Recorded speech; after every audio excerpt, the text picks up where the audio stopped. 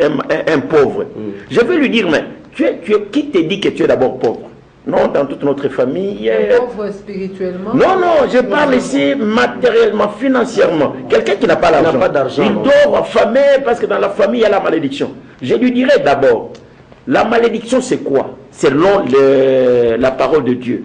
Jésus est venu pour que, il dit, il est venu riche qu'il était, il est venu pour que nous, pauvres, nous soyons riches. Et la Bible dit que les pauvres disent que je suis riche.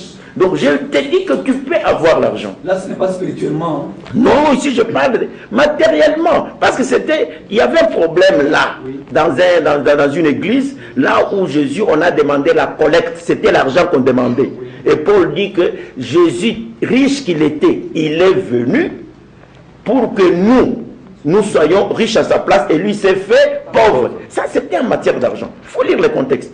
Alors, il y a des gens qui disent que lorsqu'on dit que le pauvre dise que je suis riche, c'est spirituellement. Non, non, non, laissez des histoires pareilles. Donc, même Jésus, tous les grands serviteurs de Dieu, les gens qui ont vécu la Bible, qui ont marqué leur histoire, ils avaient l'argent. C'est un problème de créer cet argent. Je vais donner l'exemple. Je donne l'exemple. Oui. Je dis voilà, ce monsieur, il est pauvre. Oui. Il n'a pas d'argent. Je lui dis, je commence par transformer sa tête. La Bible dit, la Bible est claire que vous pouvez avoir l'argent.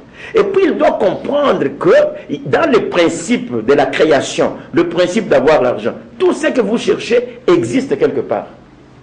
Comme Abraham.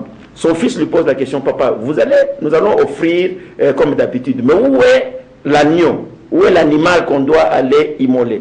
Son père lui dit, Dieu pourvoira. Les gens ne comprennent pas. Autour de nous, dans le monde du surnaturel, ce que vous cherchez là existe bel et bien. Là, Abraham, lorsqu'il avait déjà levé la main pour tuer l'enfant, Dieu lui dit, arrête, regarde derrière toi, il y avait un animal. Agar, c'est la femme d'Abraham, sa deuxième femme. Et le pleurait là, mon enfant va mourir, maintenant de faim, tout ça. Dieu lui dit, regarde, il y a eu l'eau, un puits là, juste à côté. Samson, dans le désert, les enfants de Dieu cherchaient à manger. Il y a eu la manne qui était tombée. Donc, ce que vous cherchez là, ça existe quelque part. L'argent est là. Mais les gens oublient qu'il y a un principe d'appeler à l'existence ce qui n'existe pas. C'est vous qui devez appeler. La parole de Dieu appelle les choses qui n'existent pas comme si elles existaient. Appeler à l'existence ce qui n'existe pas. C'est-à-dire, l'homme peut, avec la parole, convertir cette parole. Cette parole, on peut la convertir. Elle peut devenir ce que vous cherchez. C'est ça le principe. C'est clair, c'est net, c'est noir sur blanc. Sinon, pourquoi Jésus avait-il dit que rien ne vous serait impossible? Rien comme quoi? Il dit tout est possible à celui qui croit. Il n'a pas dit que non, l'argent, ce sera impossible. Maintenant, les étudiants doivent entrer en profondeur, apprendre comment tout est possible. Donc, le pauvre, s'il est pauvre, c'est parce que lui-même, il ne comprend pas et il ne veut pas non plus maîtriser les enseignements. S'il nous suit, je crois à la 4e, 5e dimension, il sera capable d'appeler à l'existence qui n'existe pas. Sinon, le principe de Jésus n'a pas sa valeur, sa raison d'être. Donc, Bishop, vous voulez dire que quand on accède à une autre dimension selon le surnaturel, vous êtes obligé, capable de dominer les matériels. C'est ce que vous dites. La dimension peut-être sera mal interprétée parce que je sais que les gens disent tout ce qui dépasse leur tête, c'est de la magie, c'est du mysticisme, ainsi de suite. Non. La dimension, c'est la croyance. Il y a une dimension spirituelle. La Bible nous dit elle-même que dans cette Bible, il y a des enseignements qui sont appropriés, qui sont réservés aux bébés spirituels. Il y a des enseignements qui sont pour les gens qui ont une grande connaissance, les gens adultes. C'est ça que je dis. Si on devient adulte, on est capable. Sinon, alors comment est-ce qu'on va expliquer ce verset qui dit « Rien ne vous serait impossible » Comment on peut expliquer ça? Alors, sa grâce, vous savez, l'homme dans une situation donnée peut être perturbé. Il ne se retrouve pas. Alors, qu'est-ce qu'il peut dominer en ce moment-là? C'est sa pensée ou bien c'est son esprit? L'homme devant la pauvreté, devant la maladie, il est troublé, il ne sait pas quoi faire. Qu'est-ce qu'il doit dominer en ce moment-là? Dans le contexte actuel, nous dominons ce qui nous déstabilise. La pauvreté, la maladie, les ceci, des choses qui nous mettent mal à l'aise. Mais dans la vie de l'étudiant, la première leçon je crois que nous avions eu, ça sera peut-être dans le deuxième degré, quoi, je ne sais pas quoi, dimension comme vous voulez. Oui. Alors, il y a un principe, c'est que vous avez touché, interdiction formelle de pleurer. Là, il y a un principe qui dit que celui qui veut dominer le monde doit d'abord se dominer lui-même, dominer d'abord son esprit. Vous devez dominer d'abord vos émotions.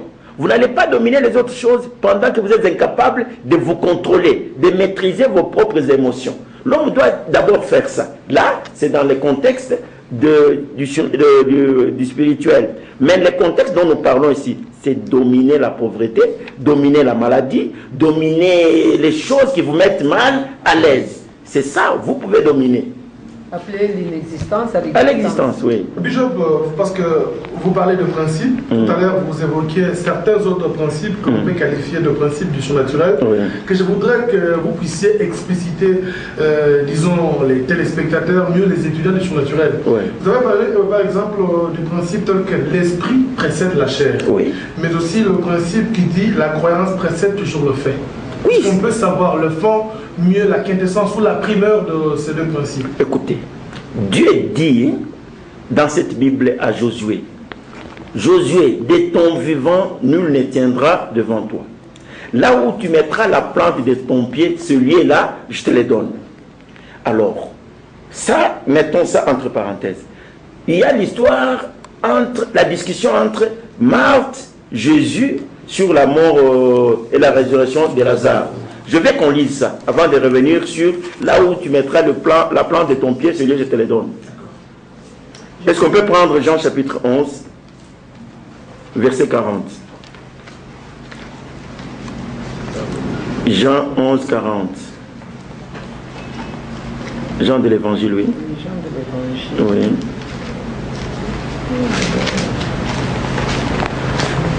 Pendant qu'on est en train de nous chercher, Jean de l'Évangile, nous sommes là. Chapitre 11, verset 40. 11, 40, nous lisons la parole de Dieu. Jésus lui dit, ne t'ai-je pas dit que si tu crois, tu verras la gloire de Dieu? Oui. Si tu crois, tu verras la gloire de Dieu. Ici, c'est la croyance qui précède voir la gloire de Dieu.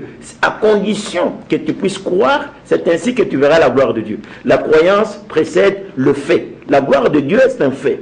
Mais la croyance, il n'y aura pas de miracle, il n'y aura pas de fait si on n'a pas cru. Or, si nous parlons de la croyance, nous revenons sur notre première introduction, de la foi, de la pensée et de l'esprit. De ce que vous avez dans la tête. C'est ainsi, dans cette histoire, Marthe disait à Jésus, lorsque Jésus avait dit non, ôter la pierre, Marthe dit à Jésus, non, ça fait 4 jours qu'il est là, ils sont déjà. Jésus lui dit, non, là tu es en train de penser, ta pensée, elle est charnelle, elle est naturelle. Mais moi, j'ai une autre façon de voir les choses. Ce qu'elle disait là n'était pas un mensonge. 4 jours après, selon l'expérience, l'homme serait déjà en décomposition. Mais Jésus dit non. Je t'ai dit, si tu crois, tu verras la gloire de Dieu. Alors, l'esprit précède la chair. C'est comme, on peut lire les deux versets d'une manière parallèle. Non, revenons sur Josué chapitre 1.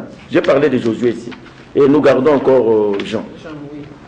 Josué chapitre 1, si vous lisez le verset 3. Okay, le verset 3, nous lisons la parole de Dieu. Oui.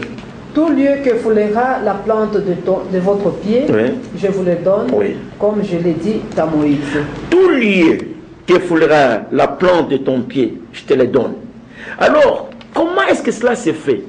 Parce qu'il y a un fait, il dit là où tu fouleras la plante de ton pied, je te donne. Il y a le surnaturel lié au matériel, au physique. Vous verrez que Dieu, après avoir dit ça à Josué, il ne l'a pas laissé comme ça. Il lui a dit après, est-ce que tu peux nous lire le verset 7? Toujours Josué. Oui, là il y a maintenant une condition. Dieu, quand tu donnes disons, il promet quelque chose, une promesse, il donne aussi un principe pour la faisabilité. C'est ça la condition. Qu'est-ce qu'il dit? 7. Fortifie-toi seulement. Pour que cela soit réalisable, soit effectif, là où tu mettras la plante de ton pied. Celui je te le donne. Pour que nul ne puisse tenir devant toi.